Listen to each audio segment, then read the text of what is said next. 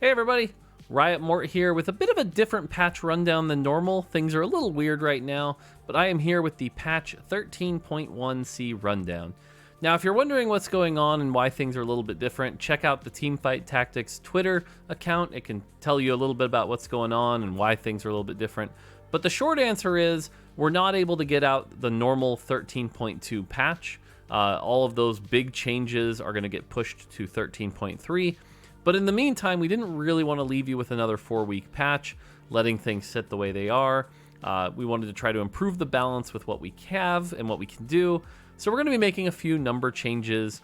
We're kind of limited with what we can do here, but again, working with what we have, trying to deliver the best experience possible and make the meta even better as people move on and play more tournaments and try to climb the ladder and things like that. So that's why things are a little bit different here, but that's why you're getting a patch 13.1c rundown.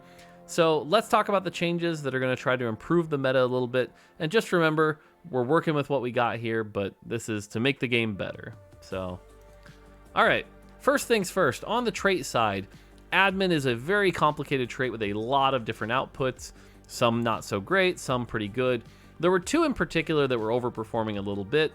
On ally death, gain mana, making some pretty insane combinations possible, as the LeBlanc 3 can stack that up and almost go infinite. So we're cutting that pretty hard, actually, almost in half. Should still be pretty good at this level, but it kind of shows you just how strong it was. In addition, on ally death, gain gold could do some really wacky things at 6 admin. So we're having to bring that down just a little bit. This one's not as big of a nerf. Should still be kind of a chase trait that you go after, but maybe not as wild as getting you, you know, those 3-star 5 cost or something like that. So bringing that down just a little bit.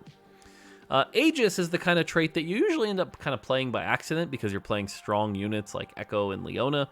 But you're not, if you invest in it, it wasn't really worth the payoff nearly as much anymore. So we're raising it by 5 at 3, 10 at 4, and 15 at 5 to make Aegis worth investing in if you want to go deep, maybe get that Aegis emblem and still play that Vi and that Alistar. All right, Duelist and Laser Core actually have kind of the same issue that I want to talk about here, which is that they're both incredibly good tempo comps. If you get 4 Duelist or 3 Laser Core in the early game, you're looking really strong and honestly shutting out a lot of options. And then 6 Duelist or 6 Laser Core in the mid game, same thing. You're shutting out a lot of options. You're able to power through.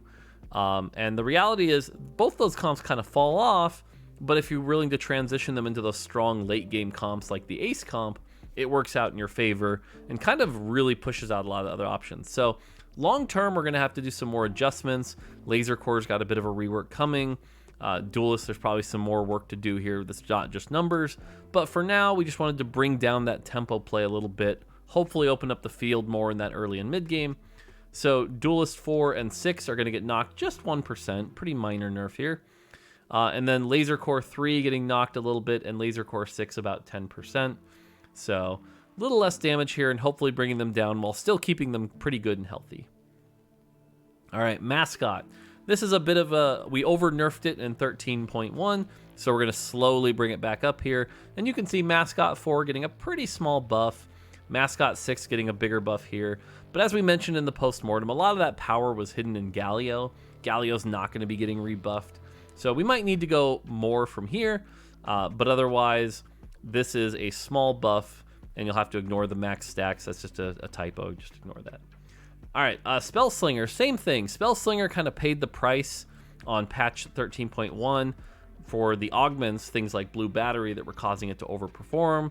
The blue buff bug with Talia, things like that. So now we can give some of that power back now that that's been resolved. So Spellslingers goes up 5, 10, and 15 as well. So should open up some more AP comps, maybe bring Talia back into the meta. And then Sure Shot. Sure Shot secretly was something a lot of people weren't talking about. You hear a lot about Ace, you hear a lot about Mech, but Sure Shot secretly was dominating really well. If you could get 2 Sure Shot online early, that Sivir and Senna were pumping out a lot of AD damage combined with Last Whisper. And then late game, even Samira running that 4 Ace, a lot of the power was coming from 2 Sure Shot, just giving her a ton of AD. So this is a pretty big nerf here, lowering it from 10 to 8 That's a 20% nerf in power. So Sure Shot 2 going to go down a lot here.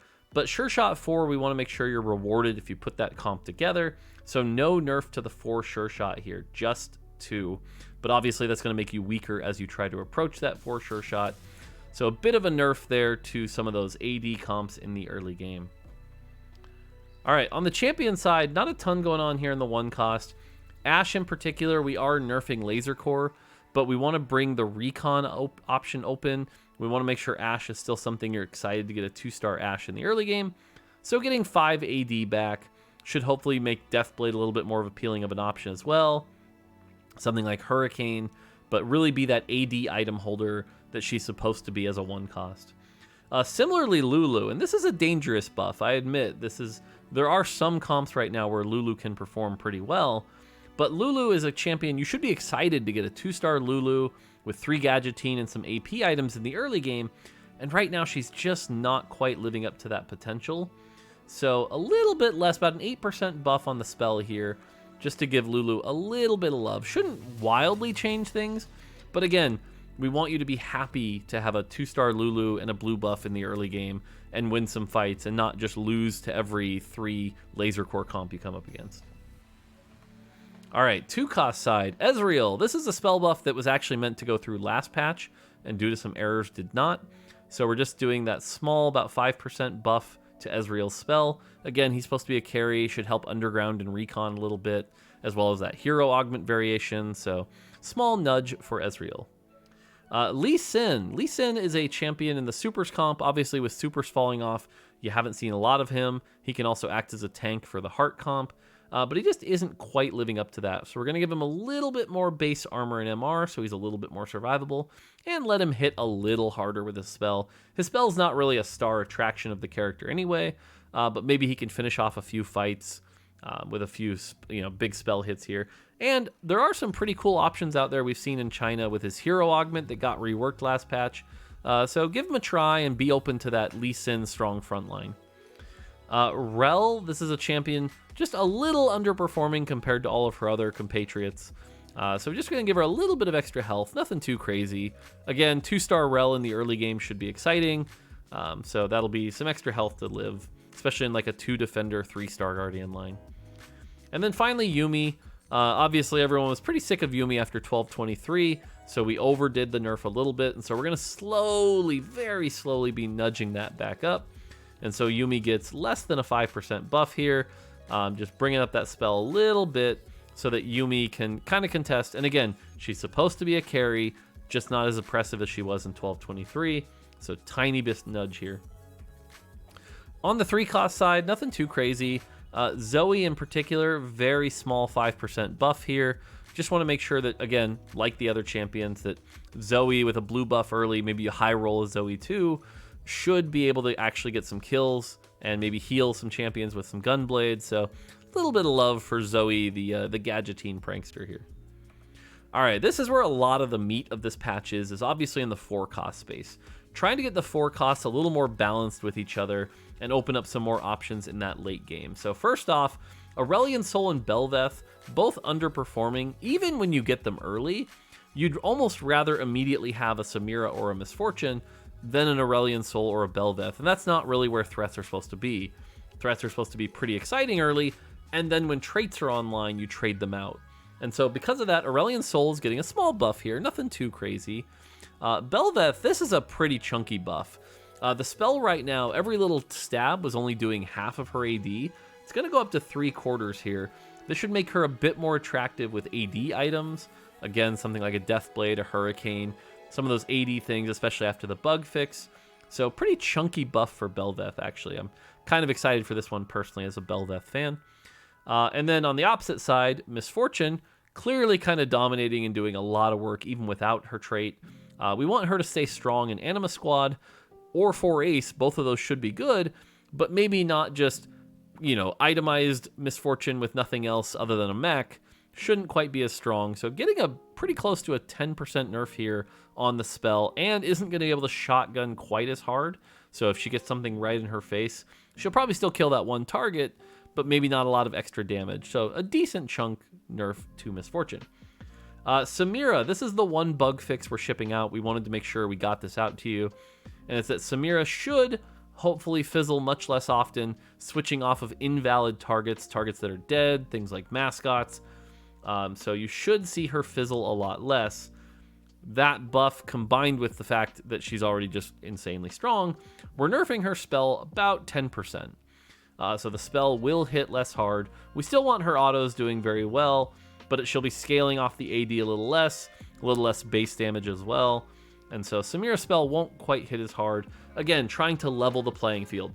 We still want Samira 2 to be a strong endgame carry. We still want 4 Ace to be a very good endgame comp. Nothing's changed there. Light nerfs here.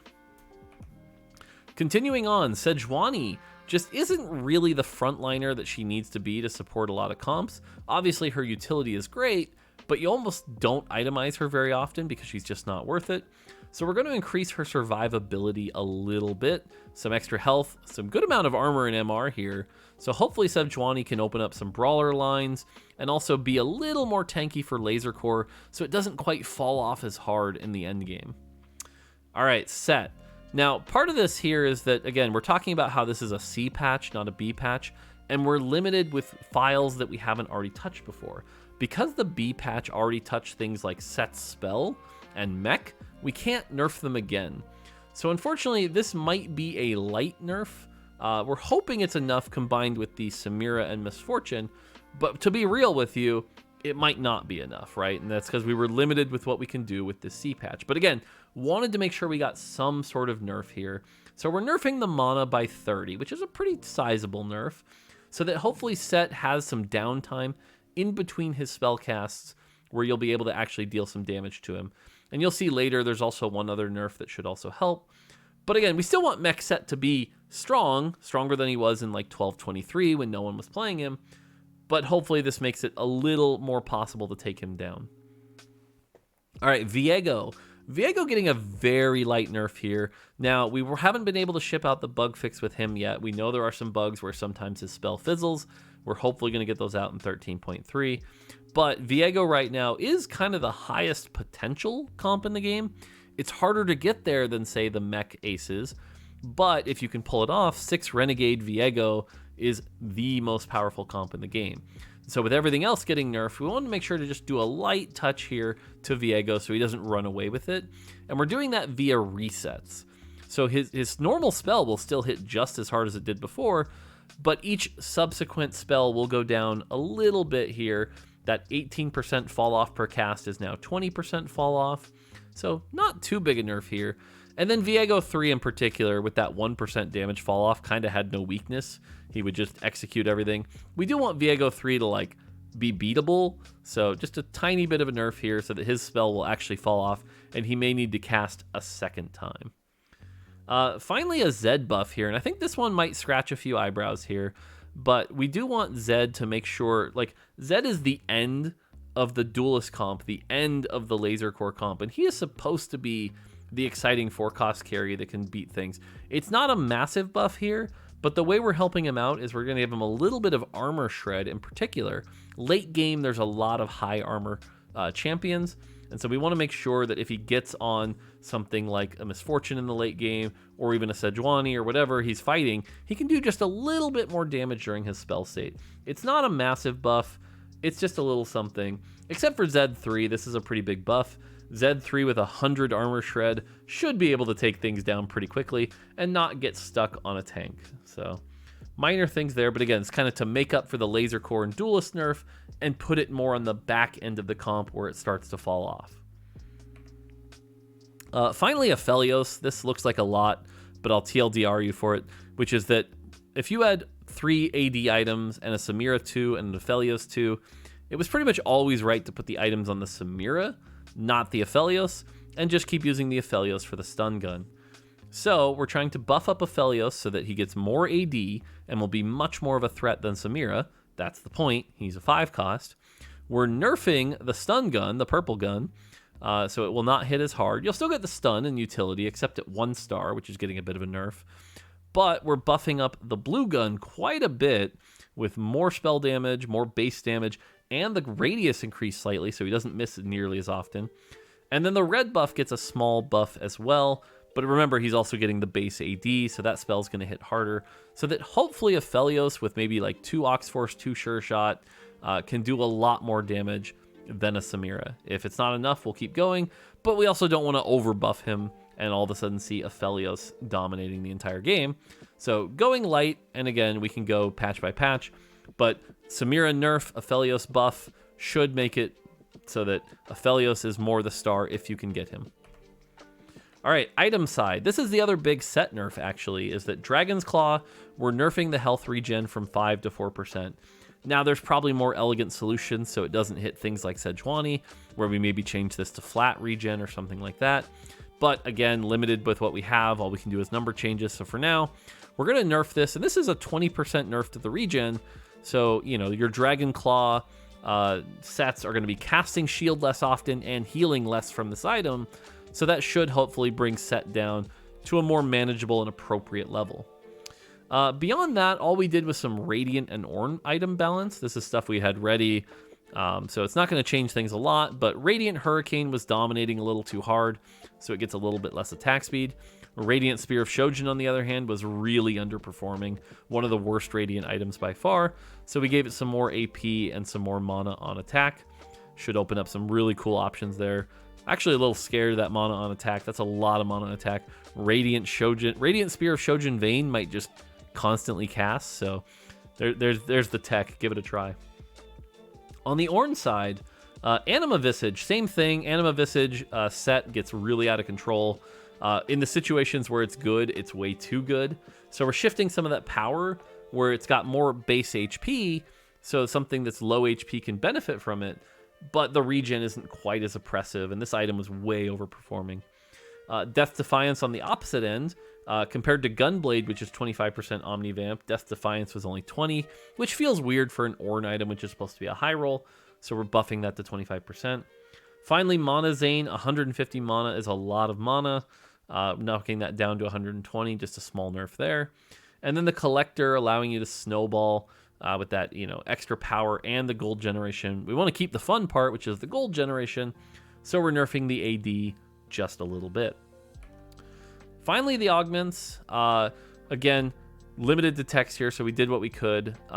Cruel Pact has been one of the strongest unique augments for a while, so you're going to heal 1 less HP a turn. It keeps the fun part of the augment, which is hitting level 6 and level 7 very early, but to really finish off the game and get the win, you're going to have to really keep your health and win quite a bit. Any loss is going to cost dearly here. Ashe Support Augment was a little too good, giving 40% attack speed when the spell was up. That's a lot, so we're cutting that pretty hard, actually. That's a pretty big nerf there. The Galio Carry Augment. This augment honestly probably needs a rework, but at least at 70 mana reduction now, you can consider building him very tanky and have him cast repeatedly and operate as a tank. It's weird because the augment says he does more damage. It makes you think you need to itemize damage, but you really shouldn't be. So, bit of a weird one there, but at least should help at a small amount, so it's not a bait. Talon Support, same thing. One of the really powerful augments for Renegade. It really doesn't need to give 36 AD and AP, so cutting that down so it'll be 30 when it's capped out. Wukong Support, same thing. Little too good. It'll still be very good in the situations it's in. People have talked about how with Star Guardian in particular, because it works with the trait, it'll still be very good in Star Guardian. Not trying to eliminate that, but just bring it down a tiny bit. Endless Pizza, the Sivir Support. This is a big one. This has been a very big secret of success for some of the mech as well as that Sure Shot. So this getting hit is also going to hurt it a bit. We still want it to be what it is. We're not reworking the augment here, but it's going to heal less and it's going to proc less often. So that should bring it down. I imagine, honestly, at this level, it's still very good and it may need more. But again, trying not to over nerf things here.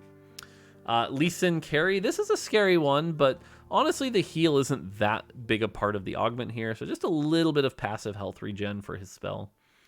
Yasuo Carry, this augment was over nerfed a bit. It went from 66 to 50. We're going to bring it back up to 60. Maybe reopen up some of that Yasuo Carry. Now that supers aren't as big as they were in 1223, Yasuo reroll isn't as strong, so we're giving some of that power back via the augment. Cho'Gath Carry, this augment has been struggling a bit, so giving it some love. Jax carry. This augment was paying the price of Jax being overpowered. Now that Jax is actually kind of balanced and right where we want him, we can put some power back in the augment. So if you hit the augment, Jax carry should be more of an option. Vel'Koz carry, same thing. Vel'Koz is a utility champion that's kind of underperforming intentionally because he's very frustrating and that's what he does. But if you get the Vel'Koz carry augment, he should be able to kill people. So we're buffing this one quite a bit. So if you see the Vel'Koz carry augment, consider maybe a Vel'Koz reroll. Misfortune carry, very light nerf here. It already gives her the wider range. That's a lot of power. She doesn't really need a big shield, but this is a very tiny nerf. And then Syndra carry, this is an augment that probably needs a rework at some point. But for now, everything she throws in is going to get 80 AD, AP, armor, and MR. So hopefully she should throw in some, Zacs, Sejuanis that are going to be very tanky and benefit from that. But we'll see. On the small side, nothing too crazy here. Brawler 8, been underperforming. It is supposed to be a chase trait. It only requires one emblem. We don't want to see a repeat of 1223 Brawler Jax, but it got over nerfed, and so we're bringing that back up to 99%. I doubt it changes much, but just a little bit if you're willing to play it. And then the last slide here, on the champion side, just a few small changes worth talking about. Gangplank, another champion that's been underperforming since the Supers nerf. Just want his spell to hit a tiny bit harder if you're willing to invest in him. So 5% buff here. Wukong, we're redistributing. Wukong 3 in particular was very survivable compared to Wukong 1, which wasn't very good. So we're shifting that a bit. Wukong 1 gets a tiny buff. Wukong 2, tiny nerf. Wukong 3, much more sizable nerf here. Losing 20 armor and MR every time he casts a spell. So that should be that nerf to that kind of less common, but still very powerful version of mech. Fiora 3, offering another endgame option for those duelists. Because again, duelists are struggling when they cap out. And so if you want to go that 3-star Fiora, she'll get 10% more healing every time she autos. And then finally, Nunu. There's probably some more work to do in the Nunu space, but for now, we just want to make him a little more survivable because he's doing okay. We've also got the Gadgettine rework coming up in 13.3. So for now, we're just going to give him 5 armor and MR to make him a bit more survivable. So, all right, and that's going to do it. Like I said, not a big patch. You're not seeing a ton of stuff because it is a C patch, unfortunately, due to these circumstances. But hopefully should shake up the meta in a healthy way, opening up more options, things like those AP comps to come back even stronger, as well as keep the 4 ace in there, but not necessarily as dominant as it's been. So there you go. And as I mentioned, this patch will go live on Thursday. I'll likely tweet out when it goes live exactly because we'll be doing it via the micro patch process. And yeah, that's going to do it. So again, apologies for all of this, and thank you everybody for putting up with this. I know it's a very weird start to 2023 with holes in our roofs and patches not quite being right and things going wonky, but we'll get through it and we'll come out the other side with some really cool stuff. Like I said, 13.3 now should be some pretty good reworks, hopefully. And yeah, so all right, that's gonna do it for me. Thank you for joining as always, and enjoy the patch when it comes out. That's gonna do it for me. Until next time, take it easy.